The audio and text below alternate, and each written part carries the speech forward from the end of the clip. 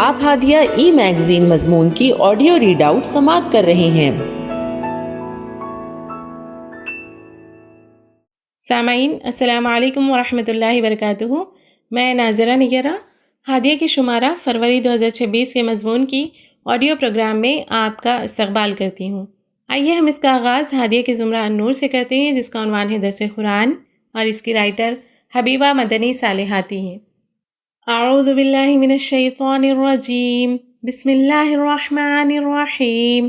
یا ایہا الذین آمنوا لا تحرموا طیبات ما احل اللہ لکم ولا تعتدوا ان اللہ لا يحب المعتدین وکلوا مما رزقکم اللہ حلالا طیبا واتقوا اللہ الذی انتم بہ مؤمنون۔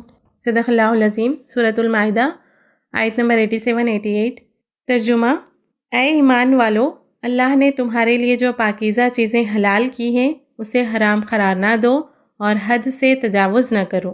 اللہ کو زیادتی کرنے والے سخت ناپسند ہیں۔ جو کچھ حلال و طیب رزق اللہ نے تم کو دیا ہے اسے کھاؤ پیو اور خدا کی نافرمانی سے بچتے رہو جس پر تم ایمان لائے ہو۔ ان آیات کی تفسیر سے پہلے قرآن مجید کی اہمیت کو جان لینا ضروری ہے۔ قرآن مجید تاریخ انسانیت کا ایسا زندہ و جاوید معجزہ ہے جس کو نہ کبھی بوسیدگی لاحق ہوئی ہے اور نہ کبھی اس کی تازگی و شادابی کم ہوگی۔ یہ لافانی، لاسانی، ابدی و آفاقی معجزہ ہے۔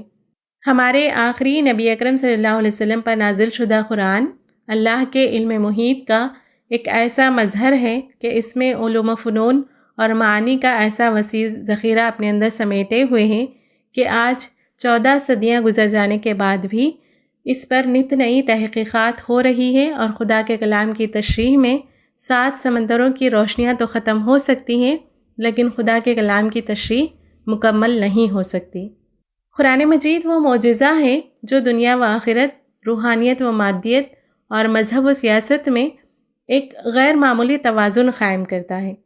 اسی لیے میری پیاری بہنوں، اس کی تلاوت و تعلیم، اس میں غور و فکر، اس کی نشر و اشاعت، اس پر عمل، اس کے نظام کی ترسیل و تبلیغ اس کا حق ہے اور اس کا مطالبہ ہے۔ مذکورہ آیت 87 میں 2 باتیں ارشاد ہوئی ہیں۔ ایک یہ کہ خود حلال و حرام کے مختار نہ بن جاؤ۔ حلال وہی ہے جو اللہ نے حلال کیا اور حرام وہی ہے جو اللہ نے حرام ٹھہرایا ہے۔ اپنے اختیار سے کسی بھی حلال کو حرام کرو گے تو قانون الہی کے بجائے قانون نفس کے پیروکار قرار پاؤ گے۔ نمبر 2، رہبانیت و قطع لذات۔ رہبانیت کہتے ہیں ترک دنیا، یعنی گھر بار و خاندان، نفس کی دنیاوی لذتوں اور دنیا کے سامان زیست سے تعلق کو توڑنا، جبکہ کسی بھی حلال چیز کو حرام قرار دینے کے 3 درجات پائے جاتے ہیں۔ نمبر 1، اعتقاد کے لحاظ سے کسی چیز کو حرام سمجھ لینا۔ نمبر 2، قولاً کسی چیز کو اپنے اوپر حرام کریں۔ نمبر 3، اعتقاداً و قولاً تو کبھی نہیں ہو، محض عملاً کسی حلال چیز کو اپنے اوپر حرام کر لینے کا فیصلہ یا عزم کرنا۔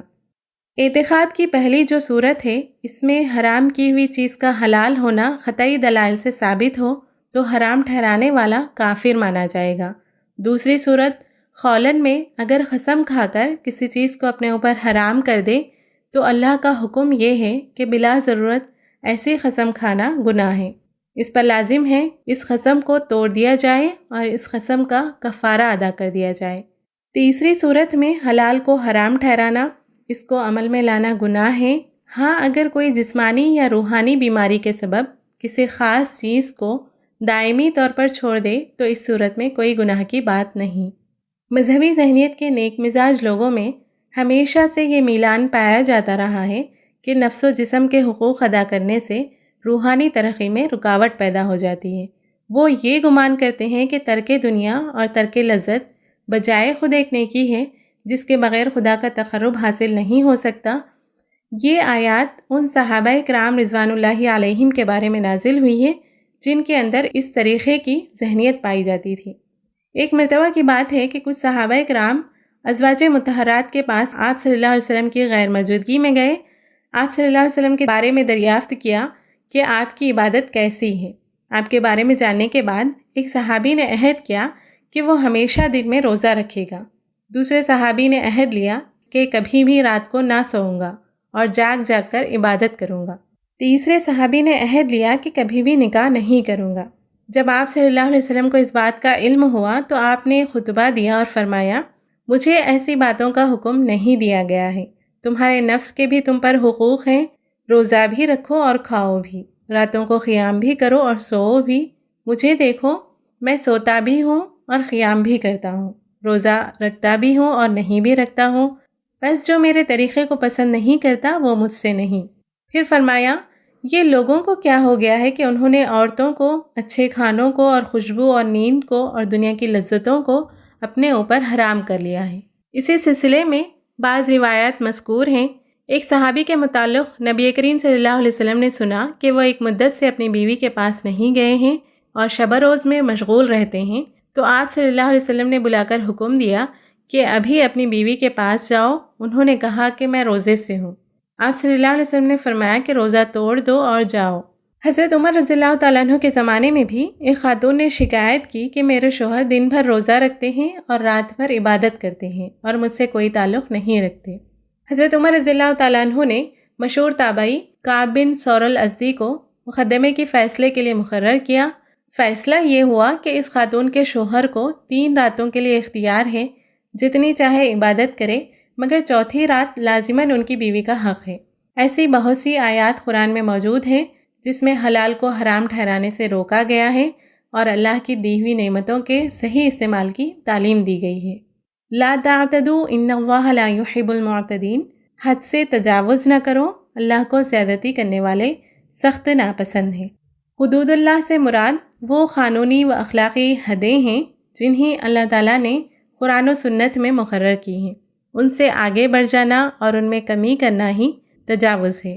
آج کے دور میں تجاوز کی بہت سی مثالیں اور طریقے ہمیں دیکھنے کو ملتے ہیں۔ نمبر 1، حلال کو حرام اور حرام کو حلال ٹھہرانا، سود کو مجبوری یا نیا نظام کہہ کر جائز ٹھہرانا، حلال رزق کو کم روحانی کہہ کر چھوڑ دینا، نکاح کو دینداری کے نام پر برا سمجھنا۔ نمبر 2، عبادات میں غلو کرنا، فرض و واجب چھوڑ کر صرف نوافل کو اصل سمجھنا، خود ساختہ اپنے اوپر سختی کرنا، عبادت میں انتہا پسندی اتنی ہو کہ ذمہ داریاں متاثر ہو جائیں۔ نمبر 3، دین میں بدعت کو لازم سمجھنا، خاص دنوں یا رسموں کو فرض جیسا سمجھنا، جو عمل شریعت میں نہیں ہے اس پر ثواب و گناہ کے فتوے لگانا۔ نمبر 4، آزادی یا جدیدیت کے نام پر اخلاقی قدروں کو اور حدود کو پامال کر دینا، بے حیائی کو ذاتی آزادی کہنا، شریعت کے توازن کو توڑ دینا۔ اللہ تعالیٰ سورۃ البقرہ میں فرماتا ہے، بسم اللہ الرحمن الرحیم، تلک حدود اللہ فلا تعتدوها۔ سورہ مائدہ کی آیت 3 میں بھی اللہ تعالیٰ فرماتا ہے، الیوم اکملت لکم دینکم واتممت علیکم نعمتی ورضیت لکم الاسلام دینا۔ آج میں نے تمہارے دین کو تمہارے لیے مکمل کر دیا ہے اور اپنی نعمت کو تم پر تمام کر دی ہے اور تمہارے لیے اسلام کو تمہارے دین کی حیثیت سے قبول کر لیا ہے، لہٰذا حلال و حرام کی جو قیود تم پر عائد کر دی گئی ہیں ان کی پابندی کرو۔ وَكُلُوا مِمَّا رَزَقَكُمُ اللَّهُ حَلَالًا طَيِّبًا وَاتَّقُوا اللَّهَ الَّذِي أَنْتُمْ بِهِ مُؤْمِنُونَ۔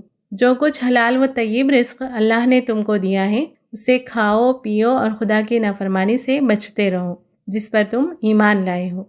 ان 2 آیتوں کا مطالعہ کرنے سے یہ بات اچھی طرح سے سمجھ میں آئی کہ انسان کی سعادت اسی میں ہے کہ وہ اللہ پر مخلصانہ ایمان لانے کے بعد اس کی اطاعت و فرمانبرداری کا پکا ارادہ کرے اور راہ حق پر یکسوئی اور ہمت کے ساتھ چل پڑے۔ یہ بھی ضروری ہے کہ وہ اپنے جسم اور نفس کو اللہ کی بندگی کا عادی بنائے۔ وہ فلاح اس وقت پا سکے گا جب وہ باطل افکار سے نجات پالے اور اللہ کی ہدایت کی روشنی میں زندگی گزارے۔ میری پیاری بہنوں، رمضان ایسا بابرکت مہینہ ہے جس کی آمد اہل ایمان کو یاد دلاتی ہے کہ جتنی بھی نعمتیں اللہ رب العزت نے ہمیں عطا کی ہیں ان کی طرف ہم متوجہ ہوں، جس میں اللہ تعالیٰ نے قرآن جیسی عظیم نعمت کا نزول کیا تاکہ ہم اس کی تلاوت اور اس میں غور و فکر کر کے اس کا پورا حق ادا کریں۔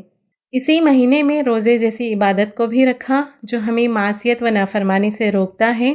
زکوٰۃ، صدقہ و خیرات اور فطرہ جیسی عبادت کے ذریعے سے حقدار کو اور ضرورت مندوں کی ضرورت کو پورا کر سکیں۔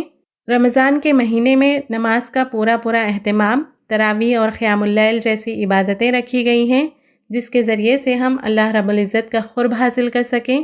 یہ بابرکت مہینہ اب ہم پر سایہ فگن ہونے والا ہے، جس کی تیاری ہم پر لازم ہے۔ آخر میں اللہ تعالیٰ سے دعا گو ہوں کہ اللہ تعالیٰ ہم سب کو رمضان المبارک کا مہینہ نصیب فرمائے، اور کما حق ہو اللہ تعالیٰ قرآن اور سنت کے مطابق زندگی بسر کرنے کی توفیق عطا فرمائے۔